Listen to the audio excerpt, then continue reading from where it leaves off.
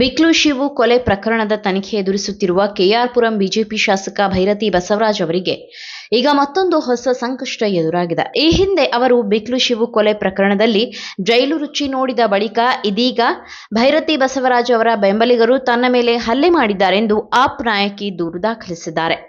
ಬಿಕ್ಲು ಶಿವು ಕೊಲೆ ಕೇಸಿನಲ್ಲಿ ಆರೋಪಿಯಾಗಿರುವ ಭೈರತಿ ಬಸವರಾಜ್ ನ್ಯಾಯಾಂಗ ಬಂಧನದಿಂದ ಜಾಮೀನಿನಲ್ಲಿ ಹೊರಬಂದ ನಂತರ ಮತ್ತೊಂದು ಸಂಕಷ್ಟಕ್ಕೆ ಸಿಲುಕಿದ್ದಾರೆ.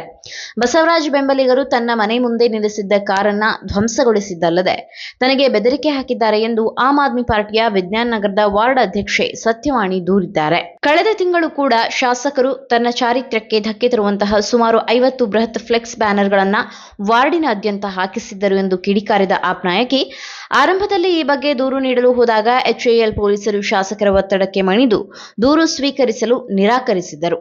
ನಂತರ ಲೋಕಾಯುಕ್ತರ ಮೊರೆ ಹೋದ ಮೇಲೆ ಪ್ರಕರಣ ದಾಖಲಾಗಿತ್ತು ಎಂದು ಹೇಳಿದ್ದಾರೆ. ನನಗೆ ಏನಾದರೂ ಆದ್ರೆ ಅವರೇ ಹೊಣೆ ಎಂದ ನಾಯಕಿ, ಮುಂಬರುವ GBA ಚುನಾವಣೆಗಳಿಗೆ ಸ್ಪರ್ಧಿಸಲು ಸಿದ್ಧತೆ ನಡೆಸುತ್ತಿರುವ ಕಾರಣಕ್ಕಾಗಿಯೇ ತನ್ನ ಮೇಲೆ ಇಂತಹ ಹಲ್ಲೆ ನಡೆಯುತ್ತಿದೆ ಮತ್ತು ನನಗೆ ಬೆದರಿಕೆಗಳು ಬರುತ್ತಿದೆ ಎಂದು ಸತ್ಯವಾಣಿ ಆರೋಪಿಸಿದ್ದಾರೆ. ಕಳೆದ ಹಲವು ವರ್ಷಗಳಿಂದ ಕೆರೆ ಒತ್ತುವರಿ ವಿರುದ್ಧ ಹೋರಾಟ ನಡೆಸುತ್ತಿರುವ ತನಗೆ ಏನಾದರೂ ತೊಂದರೆಯಾದರೆ ಅದಕ್ಕೆ ನೇರವಾಗಿ ಶಾಸಕ ಭೈರತಿ ಬಸವರಾಜ್ ಅವರೇ ಹೊಣೆ ಎಂದು ಅವರು ಎಚ್ಚರಿಸಿದ್ದಾರೆ.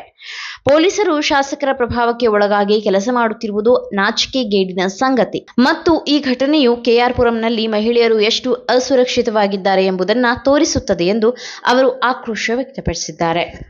ನೀವು ಸಣ್ಣ ಆಗ್ಬೇಕಲ್ವಾ? ಅದು ಒಂದು ಉತ್ತಮ ಆಹಾರದಿಂದ ಸಣ್ಣ ಆಗ್ಬೇಕಲ್ವಾ? ಪ್ರತಿದಿನ ನಮ್ಮ ಜೀನಿ ಸ್ಲಿಮ್ ನ ಯೂಸ್ ಮಾಡಿ ಯಾವುದೇ ಸೈಡ್ ಎಫೆಕ್ಟ್ ಇಲ್ದಂಗೆ ನೀವು ಸಣ್ಣ ಆಗ್ತೀರಾ.